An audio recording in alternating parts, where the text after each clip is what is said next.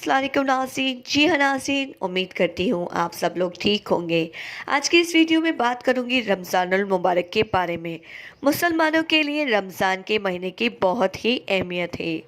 इस महीने में कुरान मजीद हमारे प्यारे नबी सल्लल्लाहु अलैहि वसल्लम पर नाजिल हुआ।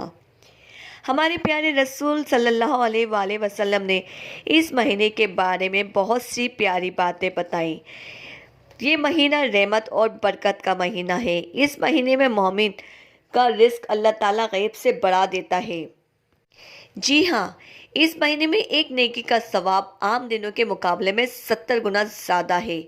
इस महीने में शैतानों को जंजीर से बांध दिया जाता है, जहन्नुम के दरवाजे बंद कर दिए जाते हैं और जन्नत के दरवाजे खोल दिए जाते हैं। इस महीने में नेकी करना आम दिनों से ज़्यादा आसान है। जी हाँ, माह रमज़ान के 3 अशरे होते हैं। आखिरी अशरे में एक रात ऐसी आती है जो 1000 महीनों से ज़्यादा बेहतर होती है। इस रात को लैलतुल कदर कहते हैं।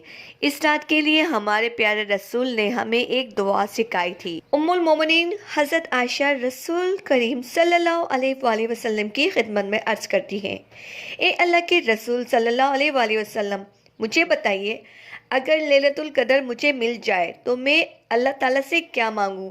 आप सल्लल्लाहु अलैहि वसल्लम ने फरमाया, आप इस तरह दुआ कीजिए।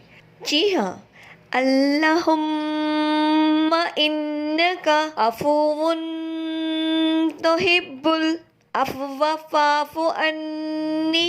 ए अल्लाह, माफ़ फरमाने वाले हैं और माफ़ फरमाने वाले को पसंद फरमाते हैं, लिहाजा मेरे गुनाह माफ़ फरमा दें।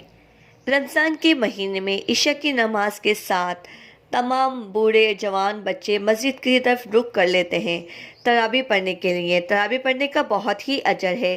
तरावी की हर रकात में कुरान मजीद का थोड़ा थोड़ा हिस्सा तिलावत किया जाता है। अक्सर मसाजिद में माह रमज़ान तरावी में पूरा कुरान पढ़ने का एहतमाम किया जाता है। माह रमज़ान का ये महीना कभी 29 दिन का होता है और कभी 30 दिन का।